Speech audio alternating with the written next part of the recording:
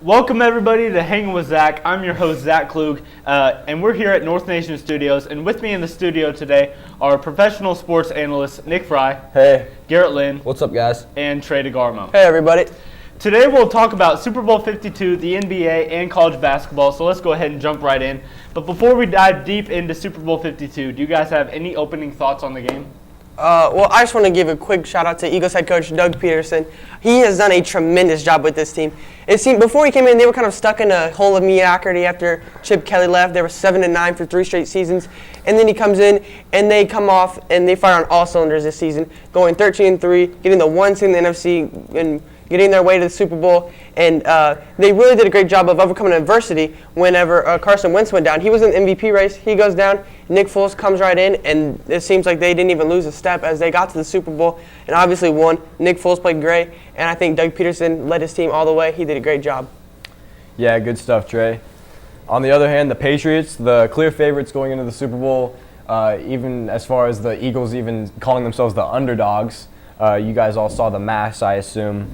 About that, Tom Brady had one of the best games of his career, especially maybe his best Super Bowl career game. Maybe not with the outcome of the game itself, but his stat line was crazy. He had 505 passing yards and just a crazy game, no interceptions. That costly fumble was maybe the only bad thing. Brandon Cooks going down early in the game with a head injury may have shaken the team's confidence a little bit, only because you never know how a player so significant like that can impact the game down the road. So maybe that would have had I'm not saying it would have changed the game's outcome, but maybe it would have impacted something else. And also the Tom Brady dropping that pass. You guys have all seen the memes on Twitter and stuff. I'm not saying they would have scored on that drive or anything, but maybe that drive could have gone somewhere if he would have caught that. Yeah, and on the other side for the Patriots, they were without one of their best defensive players in Malcolm Butler, who we did not know was not going to play until game time, and he only played one play all game, which was the only punt in the game. And we're not entirely sure on why he didn't play. There have been reports about he missed a curfew and that he had some heated exchanges with the coaches. But there's definitely more to this story, and that definitely cost the Patriots in one way or another because they were lost without him out there. All right, so let's move on to a little more controversial topic. Do you think that the Corey Clement touchdown should have stood? Personally, I do not, Zach. I think that he was bobbling the ball while he was trying to make the catch, and then I think he took a step out of bounds rather than inbounds, which so before he had possession. So I do not think it should have been a touchdown. It was just a bad call. I mean, the officials I think they made a good call with the Zach Ertz one.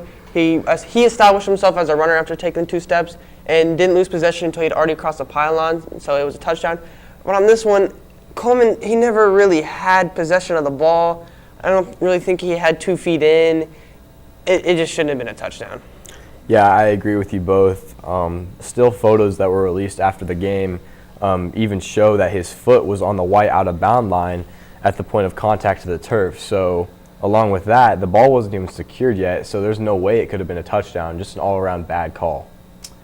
All right, so let's move on to the NBA. As of today, we are 1 week away from their All-Star break. So let's take a quick look at who's leading the conferences at the moment. In the East, the Celtics and the Raptors lead the way, each having a 5.5-game lead over the 3-seeded Cavs. And in the West is a similar story, as the Warriors and Rockets outpace the Spurs by 8 and 6 games respectively. The big story in the league right now is how poorly the Cleveland Cavaliers have played lately. And today being the trade deadline, what moves do you think will be made? Well, Zach, within the last hour, we've received breaking news about a few huge moves, and there's quite a bit to talk about, so listen up. The first one for the Cavs is they traded Isaiah Thomas and Channing Frye to the Lakers for Jordan Clarkson and Larry Nance Jr. Also, Dwayne Wade is headed back to the Heat for a heavily secured second-round pick.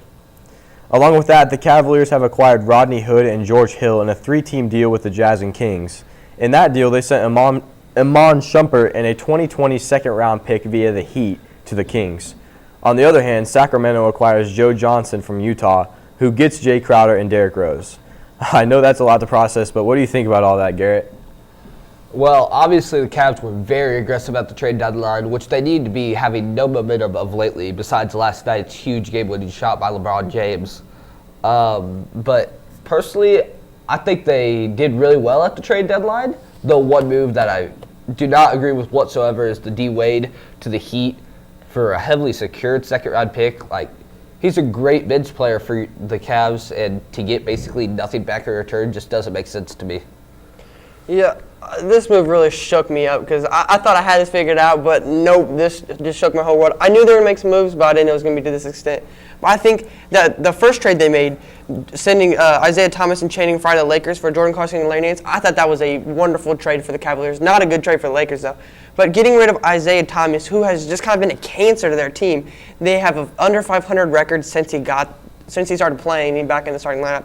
He's just not been good. And they got Jordan Clarkson, who can offer a lot of scoring off the bench, and Larry Nance Jr., who is a very good role player. He can really do everything.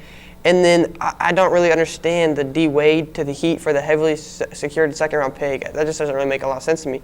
But then I think this is a really smart move when they acquired Rodney Hood and George Hill from the Jazz and Kings. That was really smart because Rodney Hood offers a lot of scoring off the bench at the shooting guard position. He's a great shooter. Around LeBron James is always great to have shooters.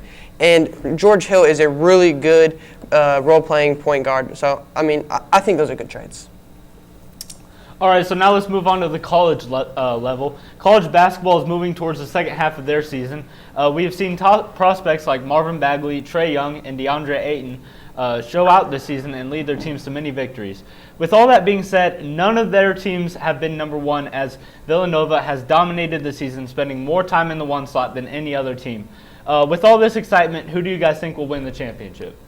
Well, as you said, Zach, this has been a very exciting college basketball season, and even though Nova has dominated of late, they just lost to St. John's last night, who had just beat Duke the game before. So, and that's coming off an 11-game losing streak, beating 2 top 4 teams. That's very impressive by St. John's.